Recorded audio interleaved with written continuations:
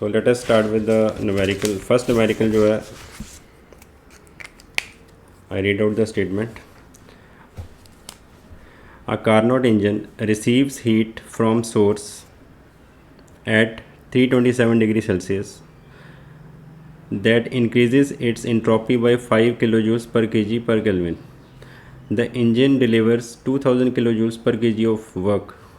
Determine the efficiency of the cycle and lowest temperature in the cycle. Now इस case में जो है हमें ऑलरेडी स्टेट दिया हुआ है कि कार्नोट इंजन है एक, और उसमें जो हीट सोर्स है उसका टेम्परेचर दे रखा है हमें 327 डिग्री सेल्सियस. नाउ फर्स्ट हमें सोर्स का टेम्परेचर दे रखा है, उसके बाद इंट्रोपी जो है कितनी इंक्रीज़ हुई है प्रोसेस के बाद वो दे रखी है हमें. And moreover we are also given 2000 kilo joules of work दे रखा है हमें कि इंजन से जो वर्क आउटपुट कितनी मिल रही है हमें. So we have given 3 things. Line diagram बना लेते हैं हीट इंजन का. लेटर से QH जो हीट रिसीव हुई यहाँ से, work output is 2000 kilo joules. Let us say this is QL. TH already दे रखा है हमें 327 डिग्री सेल्सियस प्लस 273, तो it becomes 600 degree Kelvin. So this is 600 degree Kelvin. Now हमने स्टार्ट कैसे करना है. सबसे पहले फर्स्ट इसमें हमने फाइंड क्या करना है, determine the efficiency of the cycle. एक तो एफिशिएंसी फाइंड करनी है and the lowest temperature. It means we also need to find the TL, lowest temperature and efficiency of the cycle. For a reversible process delta S change in entropy is equal to QH by TH. Now we have already given entropy change दे रखा है हमें 5 kilo joules per kg. Temperature हमें पता है source का. Solve करके जो है QH will come around 3000 kilo joules, 3000 kilo joules per kg. अब वर्क हमें पता है यहाँ पे कि वर्क हमें दे रखा है 2000 किलो जूल्स. तो just substitute the values. 2000 is equal to, अब QH हमें पता है यहाँ 3000 है, माइनस QL. सो यहाँ से हमारे पास जो है कितनी हीट जो हमने रिजेक्ट की है सिंक के अंदर वो आ जाएगी हमारी. So it is equal to 1000 degree 1000 kilo joules per kg. अब आपको जो है QH एंड QL दोनों जो है वैल्यूज़ पता लगी हैं, तो you can easily find out the efficiency. Efficiency is equal to 1 minus QL by QH. या इसको हम ये भी ले सकते हैं, efficiency is equal to work output over heat input. कितनी है हीट इनपुट QH. तो सिंपली ये वाली यूज़ कर लेते हैं हम. तो वर्क आउटपुट कितनी है हमारी 2000. QH कितना है हाई, Q हाई कितना था 3000. सो यहाँ से हमारी एफिशिएंसी आ जाएगी 66.67%. First we find out the efficiency which come out to be 66.67%. Thereafter we again use this relation efficiency is equal to 1 minus TL by TH. तो यहाँ से again यहाँ पे we know the value of TH, we know the value of efficiency. Substitute these values and we can this find out the value of for the lowest temperature. Therefore the lowest temperature is 200 Kelvin.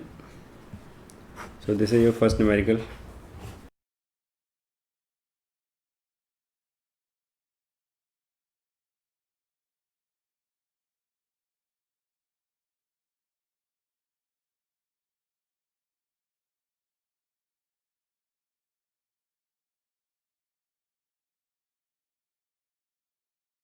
Now let us move to second numerical.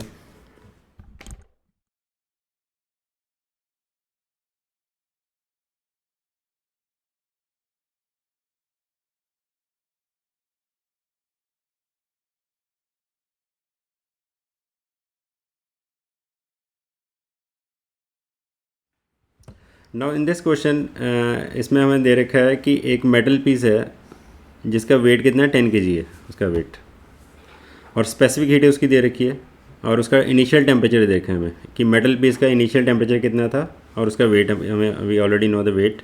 Now इस जो metal piece को क्या किया, इसको एक isolated tank में जो है ड्रॉप किया।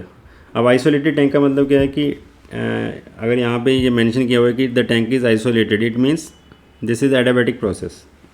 हीट अंदर नहीं जा सकती, ना ये बाहर आ सकती है। क्लियर है ना ये?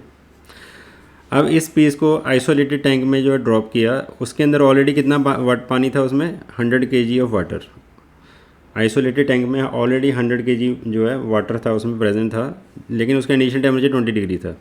एक मेटल पीस को ड्रॉप किया, उसका टेम्परेचर कितना था, 200 डिग्री सेल्सियस। जब इस मेटल पीस को ड्रॉप किया तो ऑब्वियसली उसका टेम्परेचर हाई है और जो वाटर है उसके अंदर उसका टेम्परेचर लो है, तो क्या होगा, initially that heat will transfer from the metal piece to the water and after some time both the systems will come into equilibrium state. तो यहाँ पे once both the system comes into thermal equilibrium, वहाँ पे हमने क्या check करना है कि थर्मल इक्विलिब्रियम का टेम्परेचर क्या था, जो फाइनली उसका जो टेम्परेचर रीच हुआ है, जो भी मेटल पीस का और जो वाटर का, उसको ड्रॉप करने के बाद उसका टेम्परेचर कितना है सिस्टम का, और उसका टोटल इंट्रोपी चेंज कितना है ड्यूरिंग दिस प्रोसेस। ये दो चीज़ें हमने फाइंड करनी है। Now you will find the similar questions will come in GATE examinations also, तो इसीलिए मैंने इसको डाला। तो अब यहाँ पे क्या करना है हमने, M1 is equal to 10 kg, T1 दे रखा है, T1 is equal to 200 degree Celsius plus 273, तो ये हो गया हमारा 473 degree Celsius, kelvin, sorry kelvin. और क्या दे रखा है, स्पेसिफिक हीट दे रखी है, C1 is equal to 1 kilo joule per kg per degree kelvin.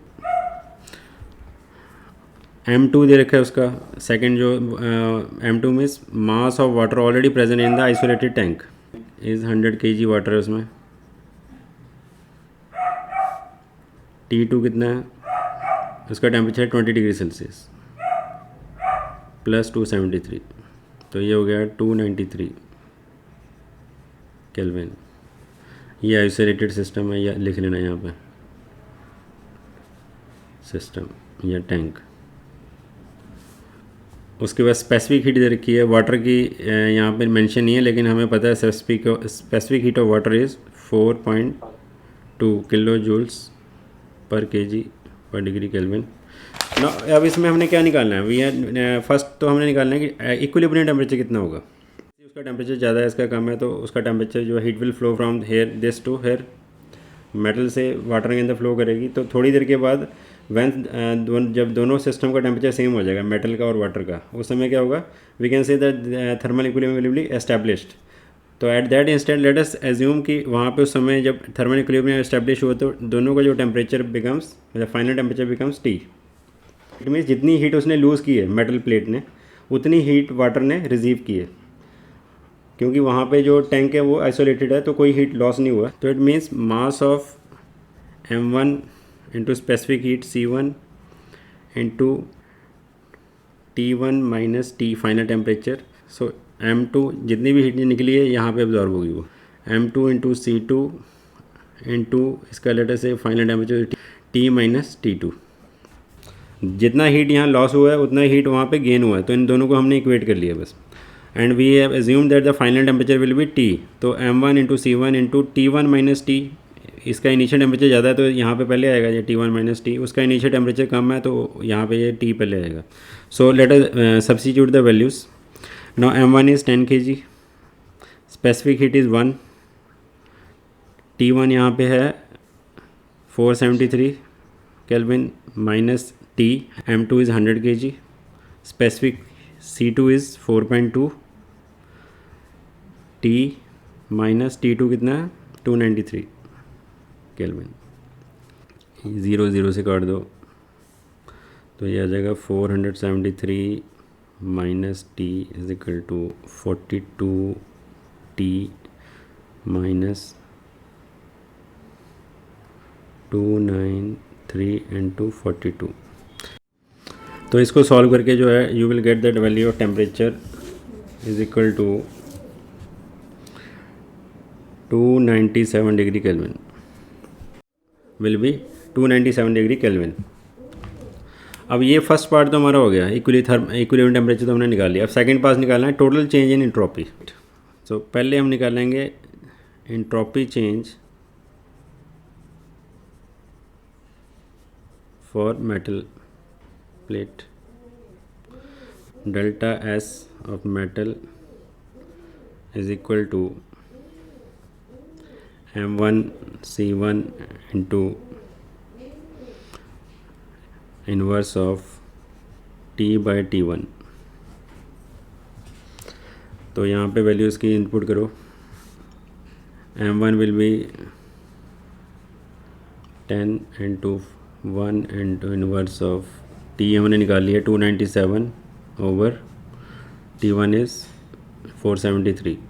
तो ये वाला सिंपल फार्मूला जो हमने पहले डिस्कस किया था वो यहाँ पे हमने इसको अप्लाई किया है. तो यहाँ से तुम्हारा जो आ जाएगा entropy for the metal is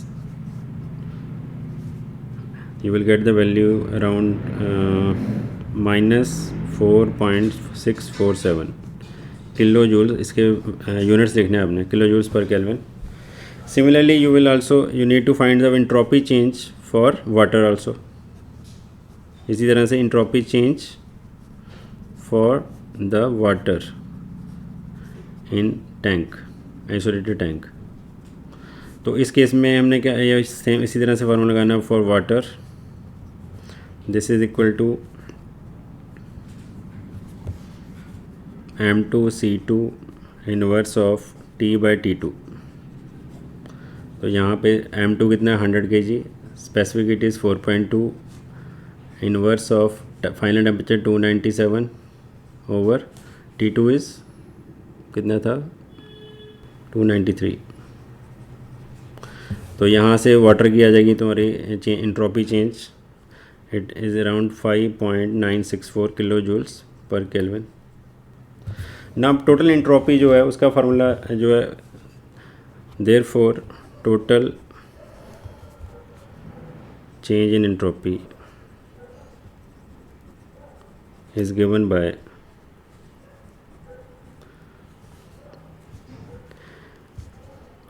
delta S